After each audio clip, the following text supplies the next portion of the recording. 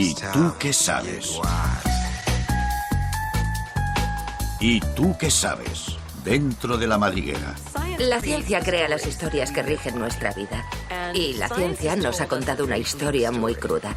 Nos ha dicho que somos una especie de error genético, que tenemos genes que nos utilizan básicamente para avanzar hasta la generación siguiente y que mutamos al azar. Nos ha dicho que estamos fuera de nuestro universo, que estamos solos, que estamos separados y que somos una especie de error solitario en un planeta solitario, en un universo solitario. Y eso moldea nuestra visión del mundo, moldea nuestra visión de nosotros mismos. Y ahora nos estamos dando cuenta de que esa visión de la separación es francamente destructiva. Es la causa de todos los problemas que hay en el mundo. Ahora nos estamos dando cuenta de que ese paradigma es incorrecto, de que no estamos separados, de que estamos todos unidos, de que estamos conectados hasta el elemento más profundo de nuestro ser. Así pues, intentamos entender y asimilar cuáles son las consecuencias de esto. ¿Qué implicará para mí y mi vida? Necesitamos un entorno espiritual nuevo. Necesitamos una nueva forma espiritual de entender la naturaleza de lo que es un ser humano. Porque las viejas explicaciones, las viejas mitologías, el viejo rey Dios enfrentado al científico que cree en leyes que lo rigen todo, ya no tienen validez. Hay que enterrar todo eso. Necesitamos un nuevo paradigma, una visión nueva. La física cuántica puede ayudarnos a subir un peldaño más en la dirección correcta. Creo que el aspecto clave del nuevo paradigma, al menos en medicina, que es lo que a mí me concierne, es que la conciencia es real y hace mella. Para crear un paradigma nuevo, tenemos que dejar de lado los sentidos. Puede ser perfectamente que lo que pasa dentro de ti, en tu cerebro, en tu sistema nervioso, en tu naturaleza de la observación, en la forma de trabajar de la memoria, de la mente, puede ser perfectamente que lo que pase ahí sea una especie de interrelación observador-materia que no hace más que convertirte las cosas en reales, afectando así tu forma de percibir la realidad. No se trata de cambiar la realidad del entorno. No hablamos de transformar sillones, camiones, excavadoras y cohetes espaciales que despegan. Eso no lo cambias, no. Pero sí cambias cómo percibes las cosas y qué es lo que piensas de ellas, cómo las sientes, cómo sientes el mundo. La información infinita que el cerebro puede procesar cada segundo nos dice que en el mundo hay más cosas de las que percibimos. Con todo, cada vez estamos inmersos en una experiencia con los sentidos. Vemos, olemos, probamos, tocamos, porque estamos inmersos en nuestra realidad de una forma sensorial. No sabemos nada de la realidad. Todas nuestras sensaciones sobre lo que llamamos realidad del entorno están filtradas por los sentidos. El cerebro procesa 400.000 millones de bits de información por segundo, pero solo somos conscientes de 2.000. Eso significa que la realidad se crea en el cerebro todo el rato.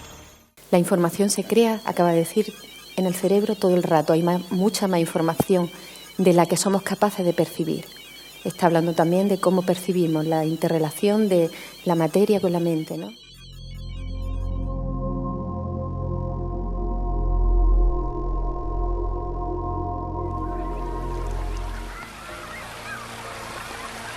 Nosotros somos siempre el observador.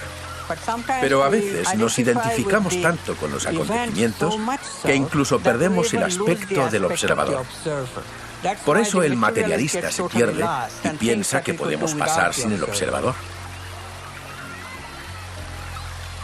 Los datos físicos demuestran que un objeto es una simplificación de lo que llamamos el entorno. Cuando nos fijamos en las partículas atómicas y subatómicas, o en la materia atómica o subatómica en cualquier forma, descubrimos que nuestra manera de observar y la elección de lo que queremos examinar cambian las propiedades de lo que vemos en lo que llamamos el entorno.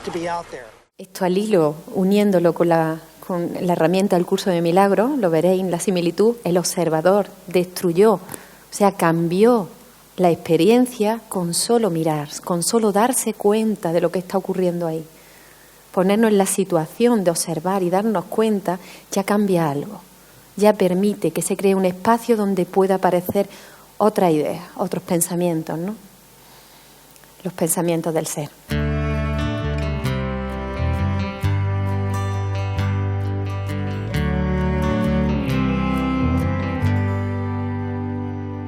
Vendría el experimento del agua del señor Emoto. Ese sí lo conocéis, ¿no? Cómo mandando pensamientos positivos cambia la molécula del agua. Vale, pues se lo saltamos. Viene a decir lo mismo que esto que acaban de decir, ¿no? Cómo cambia. Las moléculas con solo observar y con una intención. En ese caso había una intención de amor, ¿no? Vamos a ver ahora cuando hablan de cómo creo mi vida y quién es ese observador. Este hombre habla mucho sobre la mente, ¿no? Estudia mucho la mente y habla sobre ella, ¿no? Y de cómo cambiamos también, ¿no? Los circuitos neuronales, él lo explica muy bien, ¿no? Y la información que dice, toda la cantidad de información que hay en el cerebro que no somos conscientes de ella, que está fuera pero que también está dentro, ¿no? Y ahora aclarará también qué es la memoria y dónde está toda esa información. ¿Por qué estamos aquí? Si el pensamiento le hace eso al agua, ¿qué nos harán los pensamientos a nosotros? ¿Han pensado alguna vez en la composición de los pensamientos? ¿Hay una sustancia de pensamiento?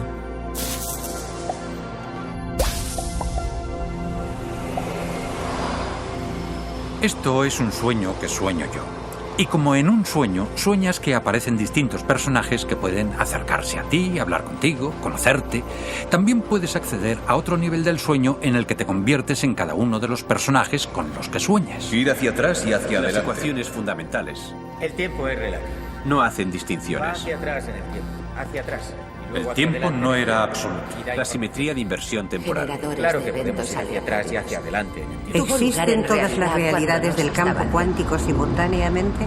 La experiencia real. Hay mundos distintos en los que vivimos. Está el mundo macroscópico que vemos. Luego está el mundo de nuestras células, el mundo de nuestros átomos, el mundo de nuestros núcleos. Todos ellos son mundos completamente distintos. Tienen su lenguaje, sus matemáticas. No solo son pequeños, son totalmente distintos entre ellos, pero se complementan, porque yo soy mis átomos. Pero también soy mis células. También soy mi fisiología macroscópica. Todo es verdad. Lo que pasa es que la verdad tiene distintos niveles. El nivel más profundo de la verdad descubierto por la ciencia y la filosofía es la verdad fundamental de la unidad. En el nivel subnuclear más profundo de nuestra realidad, usted y yo somos, en el sentido literal, uno. Todo esto condujo poco a poco a ciertas nociones, entre ellas que había una conexión invisible entre todas las cosas. Los físicos le pusieron un nombre, lo llamaron entrelazamiento. Einstein dijo que no creía en la existencia de la mecánica cuántica porque exigía que se produjera una acción espeluznante a distancia. Así lo expresó él. Y a lo que se refería es a que desde la concepción corriente de la forma como se genera la realidad, parece claro que esos dos sitios están en el espacio, separados y que no hay acercamiento posible entre los dos. Pero en realidad no es así.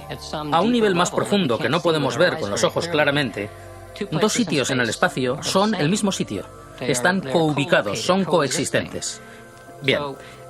Si concebimos el sentido común en su concepción más literal, es decir, lo que los sentidos te dicen del mundo, si el mundo en realidad está construido así, cosas como la parapsicología y las experiencias místicas no tienen ningún sentido. Porque lo que convierte a la parapsicología y a las experiencias místicas en algo extraño es la sensación de que hay alguna conexión entre lo que ocurre dentro de tu cabeza y lo que ocurre en otras partes, tanto en el espacio como en el tiempo. Y lo que la perspectiva de la mecánica cuántica proporciona es una manera de formular cómo son esas experiencias extrañas. Y lo reformula a partir de informaciones, en cierto sentido mágicas, que llegan a mi cabeza a través de señales, fuerzas o cosas así, hasta darle una perspectiva distinta. La perspectiva de que, en cierto sentido, mi cabeza está aquí, sí, pero también está extendida. Extendida en el espacio y el tiempo.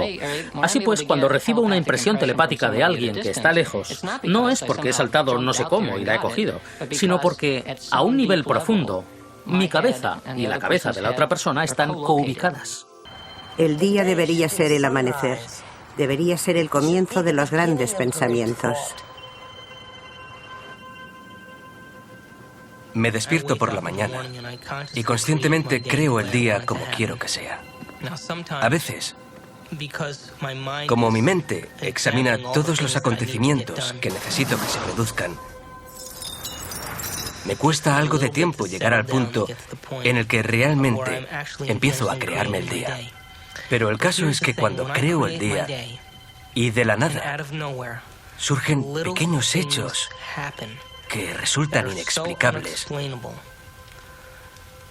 yo sé que son el proceso o el resultado de mi creación. Y cuanto más lo hago, más crece en mi cerebro la red neuronal que me permite aceptar que eso es posible, lo que me da el poder y el estímulo para volver a hacerlo al día siguiente. Todos creamos nuestras propias realidades y lo hacemos porque somos el observador. Cada uno de nosotros somos el observador de nuestra realidad y cada conciencia individual crea nuestra realidad individual de una forma increíble. Mi hijo Evan, el físico, dice que es una cosa aditiva. Es decir, si yo me agarro a una realidad y otra persona se agarra a otra realidad. Mire, esta tarde se juega la Super Bowl y la realidad a la que se agarran los Eagles es distinta a la de los Patriots. Y solo una de las dos realidades será la realidad real. Tenemos pues adición, suma y patrones de interferencia. Si hacemos comprensible para los profanos la física cuántica y el hecho de que nuestra forma de observar tiene un efecto directo en el mundo, creo que si lo hacemos comprensible, la gente puede ponerse a practicar la habilidad de la observación. El mundo subatómico reacciona cuando lo observamos, pero el máximo tiempo de atención que puede mantener una persona normal por minuto es de 6 a 10 segundos, lo que no deja mucho margen para estar concentrados. ¿Cómo puede el mundo reaccionar ante alguien que no tiene ni siquiera la capacidad de fijarse en algo y concentrarse? Quizás solo somos malos observadores. Quizás no llegamos a dominar la habilidad de la observación. Y quizás es una habilidad.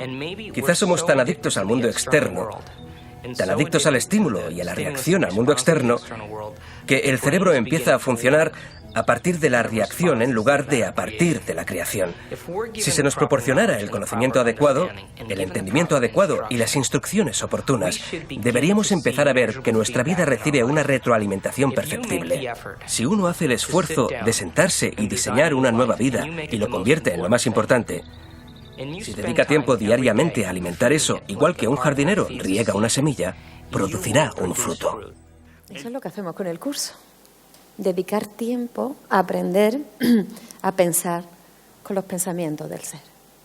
Y es un aprendizaje, está hablando. Hay que dedicar un tiempo para preparar la mente. Oír a los físicos hablar de que somos uno y que se ha experimentado, ¿no?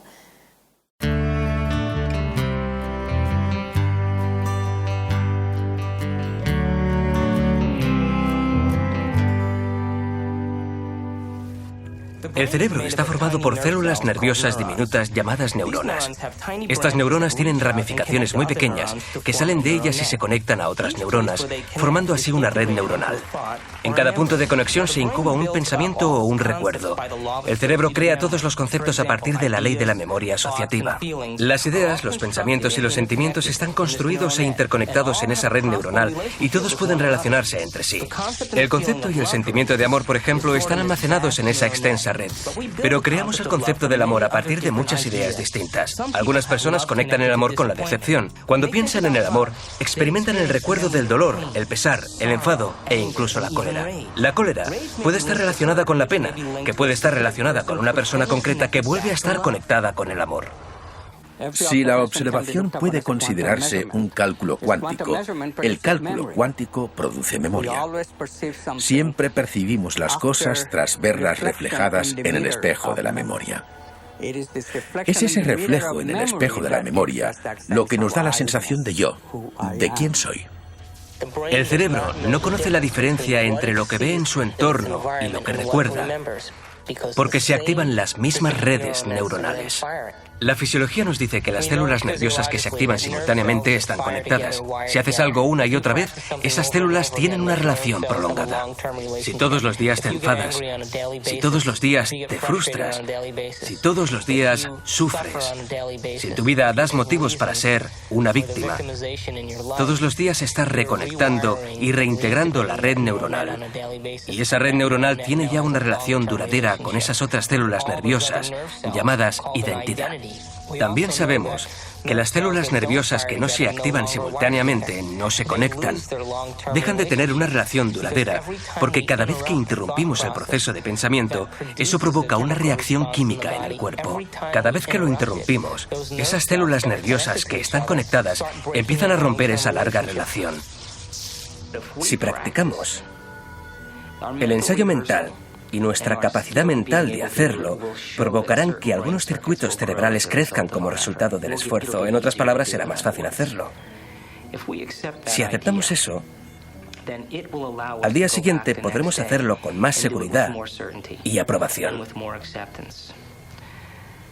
El proceso en sí mismo no difiere de la plegaria. Ningún texto religioso afirma que el pensamiento no importa. Ningún texto religioso afirma que Dios no debe atender tu plegaria y tu intención. La física cuántica y el observador pretenden explicar cómo ocurre eso.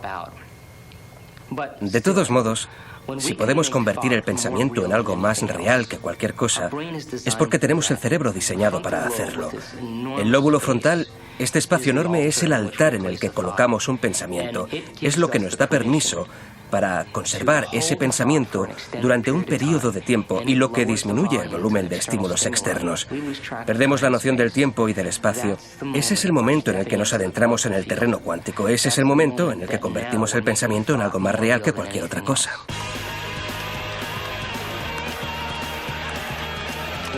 Somos seres humanos física y químicamente emocionales. No es nada malo.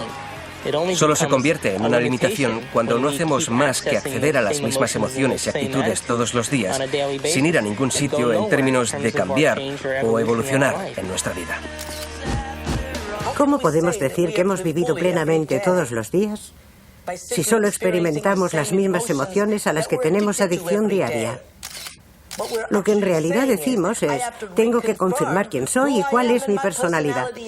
Tengo que hacer esto, tengo que ir allí, tengo que ser así. Un maestro es alguien completamente distinto. Es alguien que ve el día como una oportunidad en el tiempo de crear avenidas de realidad y emociones venideras, de realidades venideras, que convierte el día en una fertilización de infinitos mañanas.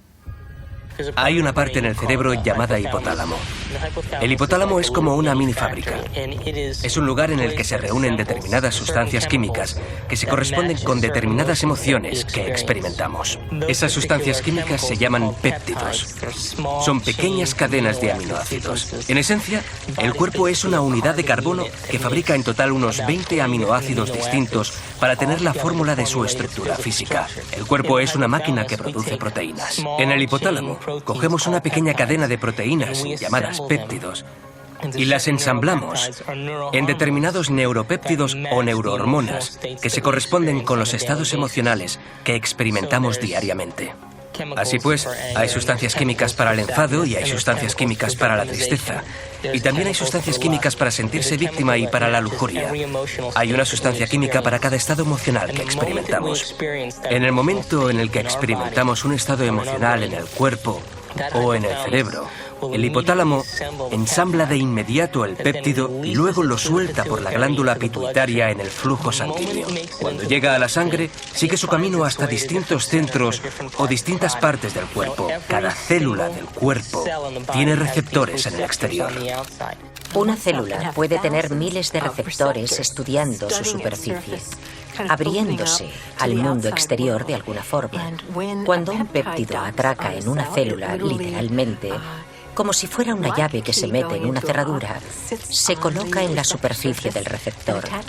Se pega a él, lo mueve y, como si llamara al timbre de una puerta, manda una señal a la célula.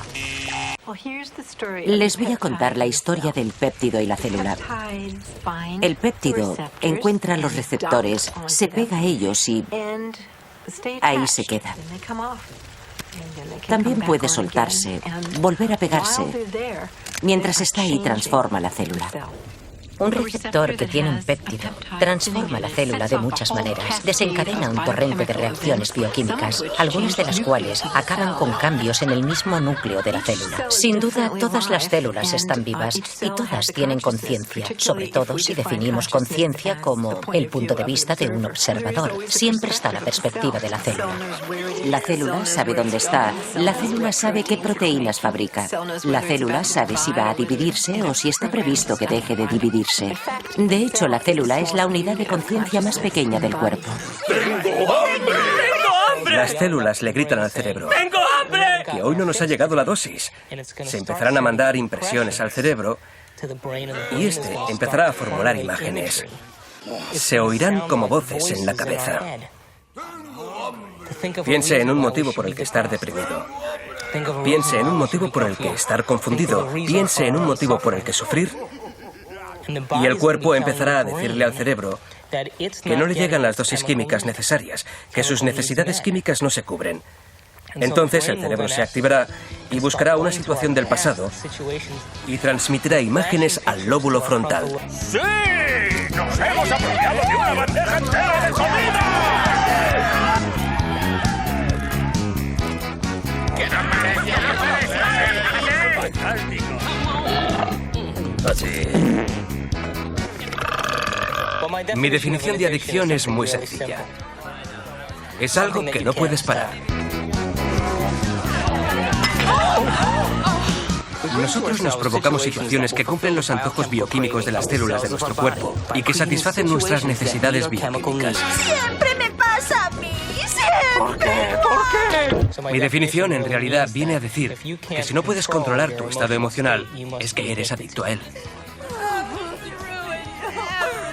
La gente a la que queremos de verdad es gente que desea compartir nuestras necesidades emocionales, nuestros sentimientos, sean los que sean. Da igual que sean sexuales, que sean deseos de sentirse víctima. Pobre de mí, pobre de ti, de tener poder, de necesitar que nos controlen, de sentir que lo controlamos todo. Señora, no vuelva a untar la gamba mordida en la salsa. Que os den a ti y a tus normas higiénicas. Soy la hermana de la novia y si me apetece, meto el culo en la salsa de cóctel. ¿Qué hace ahí quieto? ¡Venga! ¡Vaya! ¡Vamos! En el plato lleno. ¡Alegría, alegría! Si tú no piensas hacer nada, ya me encargo. ¡Ahora vas a ver! ¿Qué es la realidad? ¿Qué es la realidad? ¿Es lo que vemos con el cerebro? ¿Cómo podemos saber qué es?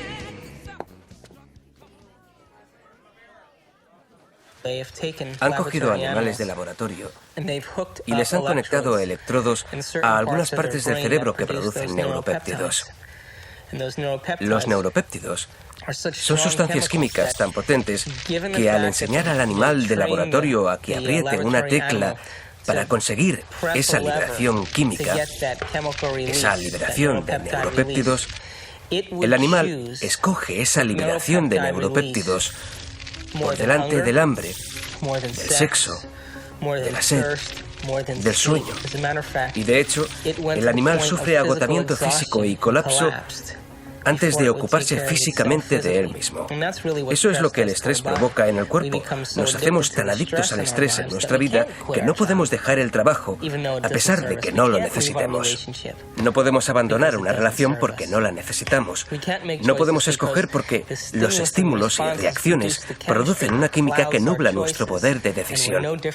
Y nos volvemos como el perro que no puede decidir porque tiene el lóbulo frontal más pequeño. ¿Cómo puede decir alguien que está enamorado de una persona concreta? Por ejemplo, están solo enamorados de la expectativa de las emociones a las que son adictos.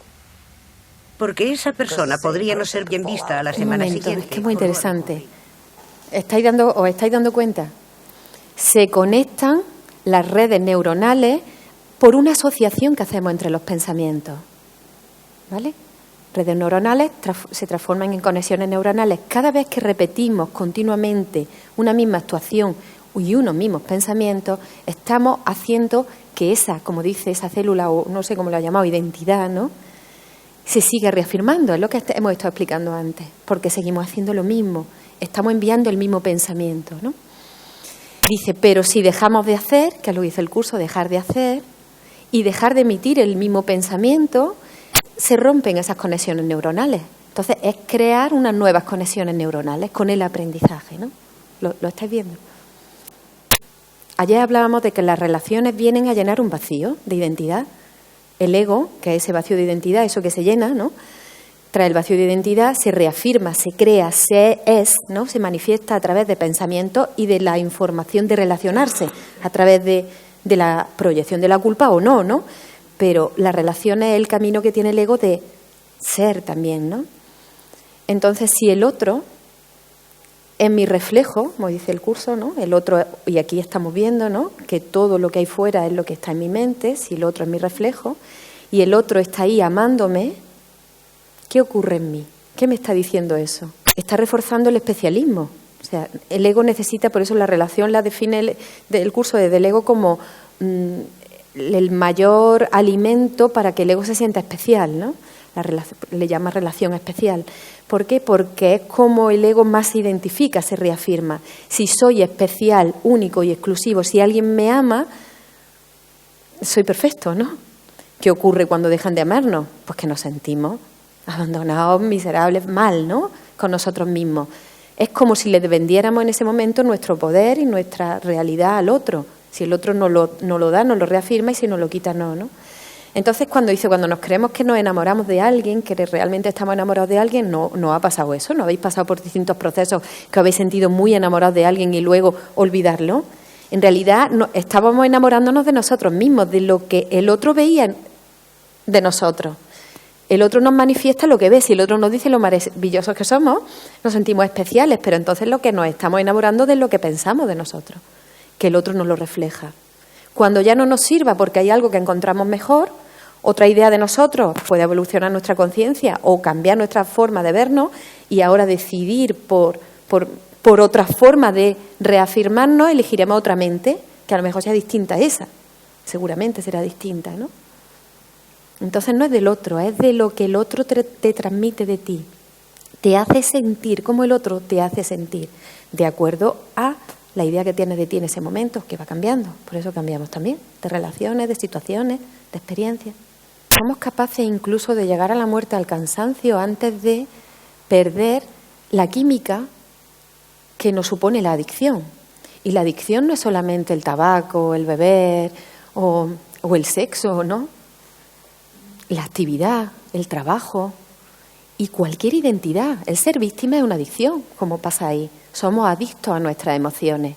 Y ahora ya planteamos una experiencia de acuerdo a donde se puedan reafirmar esas emociones, donde haya emociones de ese tipo. Atraemos experiencias, atraemos situaciones o personas que nos reafirmen que somos víctimas.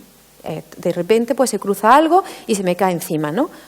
Pero bueno, esto no tenía nada que ver conmigo porque ha sido el otro el que ha venido. Vamos a responsabilizarnos para solucionar. Como dice el curso, ¿quieres estar en paz o tener razón? Si quieres estar en paz, responsabilízate de tus pensamientos que están originando eso y cambia, ¿no? La mente crea nuestro cuerpo, literalmente. Pero todo empieza en la célula. ¿Y quién da la orden a las células? Las órdenes provienen de la red neuronal del cerebro, que se basa en las experiencias y la información que hemos registrado. Para la vida usamos una determinada caja de soluciones que provoca que la química entre en acción.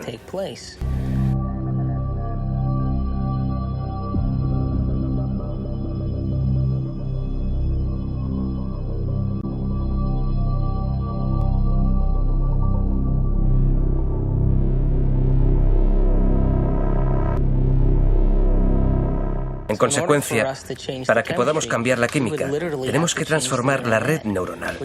Eso significa que tenemos que cambiar nuestra identidad, que tenemos que cambiar de actitud o cambiar la manera como interactuamos con el entorno. Y si seguimos siendo la misma persona y seguimos experimentando las mismas actitudes, no hacemos más que reforzarnos a nosotros mismos como identidad. ¿Vale? Nos quedamos atascados en esos viejos patrones que son los que vienen a nuestra memoria como la referencia antigua, esos patrones donde ha habido una conexión de pensamientos, ideas, emociones, asociaciones, ¿no? Este es el único planeta habitado de la Vía Láctea que está sumido en una gran subyugación a la religión. ¿Y saben por qué? Porque la gente ha establecido qué es lo correcto y lo incorrecto. Si dijera que lo correcto y lo incorrecto no existen, ¿significaría que lo que rige es el caos? En absoluto. El problema que yo le veo a lo correcto, lo incorrecto y ese tipo de categorías no es que yo quiera el caos, pero los conceptos de correcto e incorrecto se quedan muy cortos. Jamás han pecado, jamás han cometido injusticias. Injusticias, sí. Confrontaciones inmorales con la sociedad. Pero esa es su adversidad. Por eso están aquí. Para cometer injusticias, para aprender, para buscar, para usar toda esa sabiduría y crear sueños aún más maravillosos. Arriba no hay nadie llevando un historial. Los historiales están aquí y tendré que enfrentarme a ellos. Eso es muchísimo más doloroso que el historial que pueda llevar un Dios en el cielo. Las personas que se adentran en el camino de la iluminación serán absolutamente impecables en todo lo que hagan. ¿Será por el miedo a la condenación? No. ¿O por el miedo al castigo de Dios? ¿O porque he pecado y no se me ha perdonado? No. Eso no son más que excusas que nos alejan del verdadero problema. La persona iluminada verá cada acción como una reacción a la que debe enfrentarse. Y si uno es sensato, no hará cosas que provocarán que tenga que enfrentarse a ellas, resolverlas y sopesarlas luego en el alma. Ese es el verdadero criterio. Ese Dios, o el nivel de realidad fundamental, dependiendo de lo que describa la gente, en teoría, debería estar en todas partes. En cambio, ¿cómo debería manifestarse exactamente o cómo debería manifestarse Dios en el mundo? Es una cuestión más complicada. Yo creo que desde una perspectiva religiosa más tradicional, la gente se ha liberado de Dios como persona. Ha habido un gran cambio. Se ha pasado de un Dios ahí arriba, ahí donde sea, a un Dios interior. Y eso es una mejora. Pero no queremos difundir la idea de que Dios puede estar dentro y seguir siendo algo separado a la vez, que es lo que piensa gran parte de la gente. Creen que el Dios interior es como uno de esos extraterrestres de las películas que pueden salir del cuerpo. El Dios no es interior en ese sentido tan tonto. Lo que significa es que vivimos, nos movemos y somos en Dios. Que nosotros, de hecho, somos divinos. ¿Cuál es la relación entre mi yo Dios y su yo Dios? No hay ninguna relación porque solo hay un yo Dios y está dentro de los dos. Toda la gente es divina. ¿No es irónico que todos dirían que esta es la voz del demonio? ¿O que es una herejía? Si esto es una herejía, entonces lo que se promete a todo el mundo es empaparse de Dios, que es inseparable.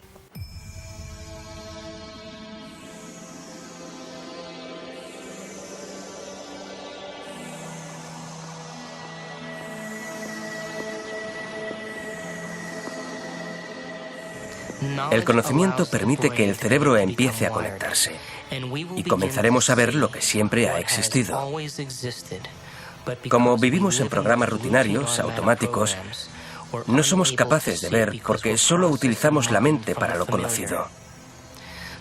Adquirir conocimiento significa aprender cosas nuevas, y aprender cosas nuevas significa que recopilamos información y que creamos un sistema de circuitos para empezar a desarrollar la capacidad de comenzar a ver cosas por vez primera.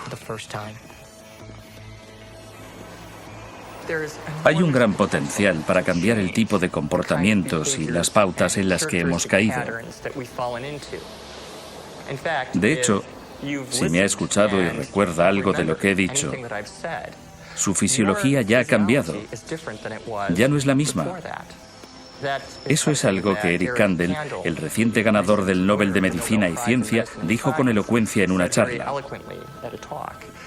Dijo, en esencia, que la memoria se ha codificado, que la estructura genética de la persona ha cambiado y que mientras que antes nos referíamos al sistema nervioso como algo muy rígido y que apenas podíamos cambiar, ahora sabemos que en muchos niveles no es así.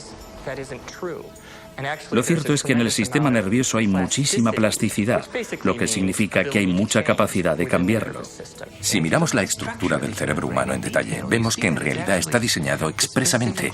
Está creado con sumo cuidado para experimentar el campo unificado, para experimentar la unidad de la vida. Todos estamos conectados. Creo que lo más importante es que estamos todos conectados mediante un campo energético. Nadamos en un mar de luz, básicamente, y ese mar es el campo magnético de energía punto cero. Lo que yo digo es que, en primer lugar, hay que olvidar el concepto de separación, porque ese es el problema más grave del mundo.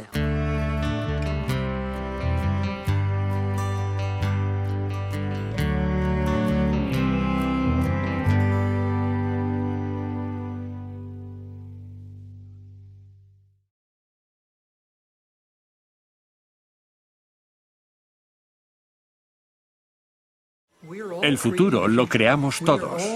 Todos creamos lo que hay a nuestro alrededor. Nadie es inocente a este respecto. Si algo del mundo no nos gusta, no podemos volver la espalda y ya está, porque somos co-creadores de una manera u otra. Y tenemos que hacer las cosas adecuadas para intentar crear un futuro bueno para todos. Hasta ahora hemos hablado de la libertad, de nuestra vida personal y de física cuántica. De que estamos liberando nuestra realidad, realidades supremas. Y sí, claro que existen. Pero tras haberlas alcanzado, ¿qué? ¿Qué viene después? ¿Cuándo damos el paso de muchos a uno? ¿Cuándo somos nosotros la mente subconsciente? ¿Cuándo somos nosotros el conocimiento del yo transpersonal y único? Cuando empiezas a darte cuenta de cuál es tu verdadera naturaleza, ya no hay pregunta ni respuesta. Hay una comprensión repentina. Entonces, regresas de la madriguera y empiezas a vivir en un mundo de ilusión, un mundo fantástico y mágico, habiendo entendido que no morirás, que no has nacido. El acontecimiento real se desarrolla escogido por la conciencia entre varios acontecimientos posibles. Y por primera vez, la ciencia topa con la libre voluntad. La conciencia es libre porque no hay ninguna descripción matemática del sujeto. Solo se puede describir matemáticamente a los objetos, y solo en la medida de que son posibilidades. La pregunta sigue siendo fundamental. ¿Quién escoge? ¿Existen todas las realidades de forma simultánea? ¿Puede ser que todas las posibilidades existan al mismo tiempo? Hay unos principios comunes entre todos los que estamos hablando. Principios de la física cuántica, que lo hemos reducido, como los principios del curso de milagros. Yo le llamo principios universales, ¿no? El nuevo paradigma, unión entre la ciencia y la espiritualidad. Solo una verdad, lo habéis entendido, como todos somos energía, todo está conectado. La materia no es lo que parece, las cosas no son sólidas, hay espacios que contienen energía. Antes el mundo estaba afuera, lo que decíamos, interpretado por nuestra mente, y era como la causa y el efecto, ¿no? Ahora el mundo está dentro, consecuencia de nuestro pensamiento. El observador con su pensamiento genera la experiencia. Hay un comentario que dice, que viene al hilo de lo que estamos diciendo. ¿Cómo se puede decir que el mundo es real si el yo que lo define es intangible? Es lo que estamos diciendo. ¿Cómo podía ser lo que explicábamos de la experiencia real si el yo no es real, ¿no? Si no tiene una causa real, ¿no? Las cosas no son cosas, en realidad son ideas, conceptos. Cuando aprendes a trascenderlos, ves el mundo de otra manera. Todas las posibilidades están en el espacio, esperando a que tú decidas cuál de ellas experimentar, como dice al final. Están todas ocurriendo a la par, ¿no? Y yo decido cuál elijo, de acuerdo al sistema de conexiones neuronales y de pensamiento. Todo es un concepto en mi mente. Los sentidos son un obstáculo para conectar con tu realidad. Al igual que los neurotransmisores y los péptidos producen cambio en el cuerpo, también nuestros pensamientos cambian el mundo que nos rodea. Claro, esos neurotransmisores y péptidos son la consecuencia de esos pensamientos. Hay un observador en la conciencia que sabe que todo está conectado, que todo es una sola mente. Es el que lleva a la elección de qué nuevo, ¿no? paradigma quiero elegir. Utiliza la conciencia para cambiar la percepción de las relaciones, liberar adicciones, experimentar paz. El observador es ese lugar en la mente donde todo está en paz. Todo esto son comentarios de los físicos, ¿no? El curso dice que el observador es el espíritu, ¿no? El que te puede conectar con la paz, ¿no? Tu guía interno.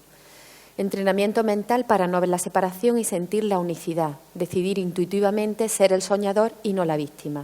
O sea, el que ejecuta mi existencia, ¿no? Por así decirlo, el que elige qué existencia. Pero necesitamos un entrenamiento mental, crear nuevos paradigmas mentales, ¿no? Y conexiones. ¿Cómo libera a la mente del ego? Te dice, mantente alerta, observa el pensamiento erróneo, vinculado a los juicios y al ataque y trasciéndelo. El observador al mirar crea nuevas conexiones que darán lugar a nuevas realidades. Tras cada conexión neuronal hay una experiencia. Al dejar de alimentar la falsa identidad a través de las adicciones, desaparecen circuitos de pensamientos permitiendo nuevas conexiones. Al ampliar los circuitos con las conexiones que obtenemos a partir del aprendizaje adquirido, aumentamos conciencia, fabricamos realidades y cambiamos conductas, lo que estamos diciendo aquí. Ampliamos conciencia. ¿Cuándo desaparece el error de pensamiento? Eso sería el trabajo del perdón. El aprendizaje consiste en prestar atención, repetir ideas, nuevos conceptos. Por eso a veces al principio del curso la gente dice, parece que esto es una comedura de coco, tengo que hacer ejercicio todos los días, a tal hora. ¿Os dais cuenta del sentido que tiene? Tiene que tener un sentido porque distintas informaciones coinciden en lo básico, ¿no? Que el cambio viene a través de un nuevo aprendizaje. Las nuevas conexiones se convierten en patrones de pensamientos que dan nueva información celular. El conocimiento adquirido es experiencia. La experiencia amplía los circuitos en el cerebro. Al repetir la experiencia, reafirmamos la conciencia. No hay nada que tu mente no pueda hacer. Ejercicios que se repiten. No hay nada que temer. Mis pensamientos son imágenes que yo mismo he fabricado. Fuera solo se manifiestan los mensajeros de tu mente. Por ejemplo, tengo el poder de decidir sobre mis pensamientos. Puedo elegir los pensamientos de dolor, los cuales alimentan mi adicción al conflicto. Todos estos son ejercicios que durante el periodo de entrenamiento se hacen. Se me concede todo lo que pido sin excepción, solo si lo deseo. No soy la víctima del mundo que veo. Ahí podéis leer, ¿no? Puedes elegir cambiar todos los pensamientos que me causan dolor. Todas las cosas que crees ver son reflejos de ideas. El curso te dice, nada irreal existe. Nada real puede ser amenazado. En esto radica la paz de Dios. Sería como el resumen del curso. Nada irreal existe. Estamos hablando de todo lo ilusorio que creemos que existe. Dice, nada de lo que crees ver existe. Nada real, la verdad, puede ser amenazado. ¿Por qué? Porque no está aquí. No sufriría ninguna amenaza porque está donde tiene que estar, ¿no? En la verdad, ¿no? En esto radica nuestra paz, en darnos cuenta. O sea, la pregunta que nos lleva a decir por qué, para qué, de dónde, cómo, qué hago, se puede trascender y encontrar paz, que era lo que decías tú, Miguel Ángel, ¿no? La necesidad esa de encontrar la paz, dándote cuenta que nada de esto es real y no hay por qué luchar en esto, ¿no? Entonces, si solo hay dos emociones, el amor y el miedo, los pensamientos que me llevan a vivir experiencias de conflicto, todo lo que está aquí, vienen del miedo, ya lo hemos visto, de la separación, la idea de la separación, ¿no? De ese vacío, ese bloqueo que se produce cuando está el vacío de la separación. El miedo es la ausencia de amor. Si la totalidad es amor y solo hay dos emociones, está el amor, el miedo. El miedo es la ausencia de amor, o sea, la consecuencia o el efecto de la creencia en que me he separado. La causa es el pensamiento, lo que decíamos al final aquí. Al final nos vamos a que la causa es la idea de separación, una creencia en la causa. Estamos hablando todo de una creencia. Y su efecto es el miedo, ¿no? Que origina todo el mundo que vemos. La solución, si lo contrario al miedo es el amor, ¿no? La solución para el miedo es el amor. O sea, el recuerdo de quién soy, lo que estamos diciendo, el camino de vuelta a casa. Si estoy en el miedo, no hay otro que... Y hay solo dos emociones, ¿dónde me sitúo? ¿Con qué parte de mi mente decido elegir mi realidad?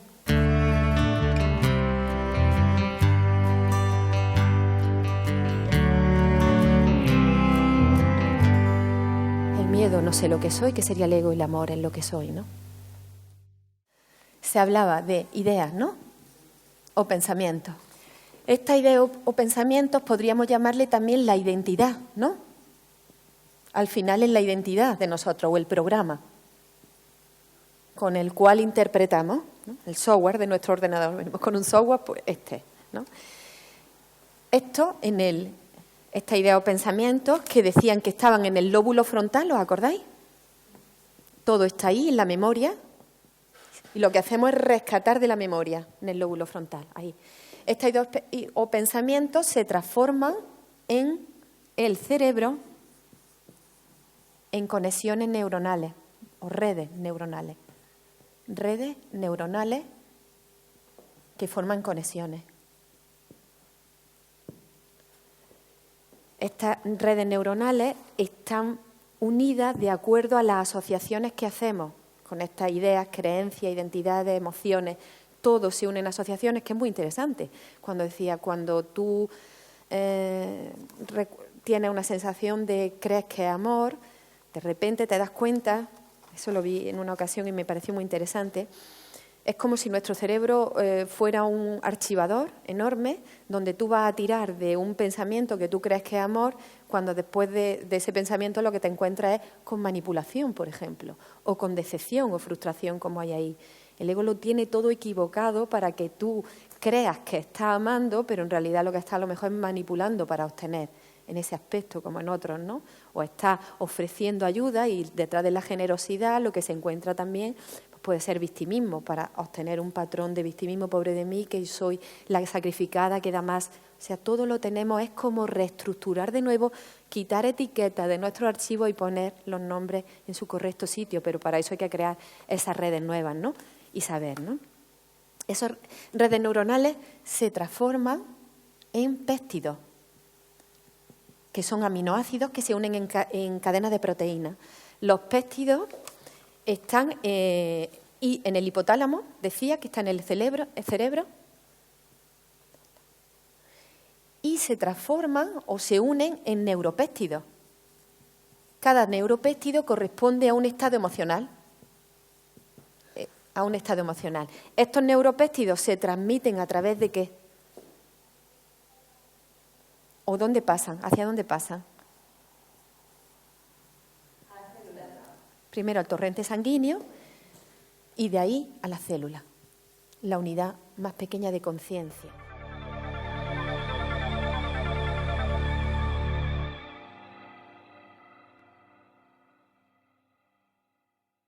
La célula tiene unos receptores que capta, está preparada para esa información, para ese neuropéptido, y cuando entra a la célula produce una combustión, una reacción química que puede transformar el núcleo de la célula, cambiando, es ahí donde entra el tema de las adicciones, ¿no? Cambiando todo nuestro sistema y esta célula pidiendo continuamente el alimento de las nuevas ideas para que se generen los nuevos péptidos que le den el alimento. ¿Dais cuenta a nivel físico cómo produce? En la célula, una vez que se produce, por unir esto un poco con lo que se hablaba hace tiempo de la ley de la atracción, ¿no? Que hay que tener cuidado con eso. En el sentido de que la célula, cuando tiene esa combustión, ¿qué ocurre? Esa reacción química, yo por ejemplo tengo una emoción de repente de alegría o de algo que me llega muy emotivo para mí, que me recuerda, ¿no? Hago mis asociaciones mentales y tengo un recuerdo de amor, por ejemplo, se me puede poner el vello de punta, ¿no? De esto que dice, uy, esto es demasiado bonito, una canción bonita, un momento, ¿no? Ese vello de punta es una reacción química, eso viene después de las células, se produce esa reacción química que pasa a la piel. ¿Y de la piel a dónde? Diríamos. De la piel, esa reacción química se transforma en energía, una vibración energética que rodea nuestro campo áurico, ¿no? Cuando llegamos, y hay personas que tienen cierta sensibilidad para ver campo áurico y dicen que ven cosas raras y feas, o gente que no puede entrar a centros comerciales, de la energía que hay, la mezcla de energía de esos campos áuricos, ¿no? Entonces, ¿hasta qué punto eso es real y podemos un pensamiento pasarlo a nuestro campo áurico? ¿Y qué ocurre ahí? Cuando pasa y se queda ahí, es esa sensación, esa energía que nos llega de ciertas personas, que a su vez atraen nuevas circunstancias, nuevas personas también, con ese mismo frecuencia, afines. ¿no? Nos reunimos siempre más o menos por afinidad y nos gusta que me escuchen mi victimismo, otro víctima seguramente, ¿no? Es también una forma física que tenemos de atraer, ¿no? A través de la información que pasa ahí, ¿no? Entonces, pues si cambiamos, si el curso trabaja, vamos, el curso, el perdón, el trascender la mente, estamos hablando del curso porque es la herramienta que utilizamos, ¿no? Trabajamos a nivel de pensamientos, ¿qué ocurre? Podemos crear, como aquí dice, nuevas realidades, ¿no? En cuanto a mis relaciones, en cuanto al trabajo, en cuanto a la familia, las relaciones en general, ¿no? Es atraer nuevas situaciones.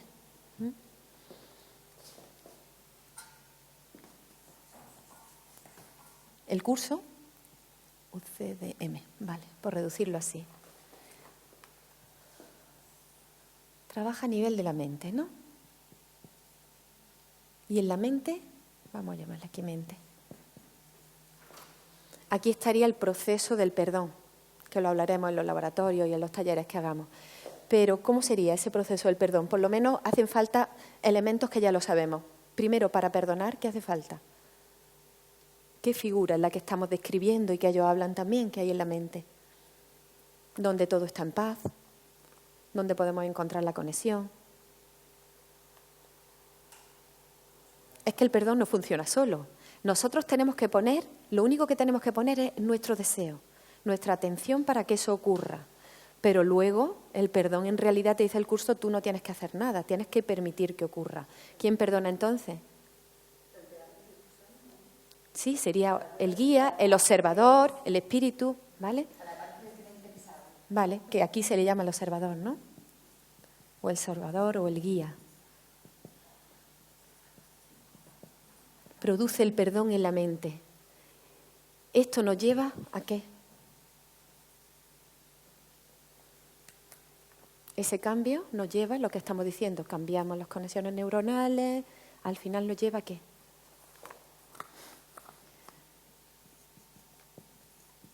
A vivir nuevas experiencias. Las nuevas experiencias que aquí está diciendo, vivir nuevas experiencias, nuevas situaciones, ¿qué nos lleva? Cuando estamos viviendo una experiencia de más abundancia. El curso dice, los pequeños logros aumentan tu capacidad y aumentan tu conciencia. Si yo estoy viviendo situaciones de abundancia, ¿qué le estoy diciendo a mi mente? ¿Que soy abundante?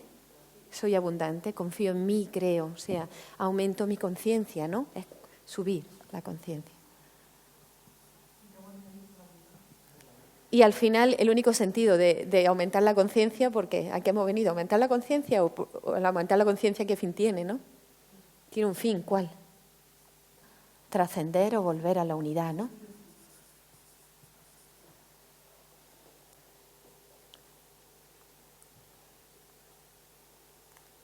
Más claro no se puede decir, ¿no?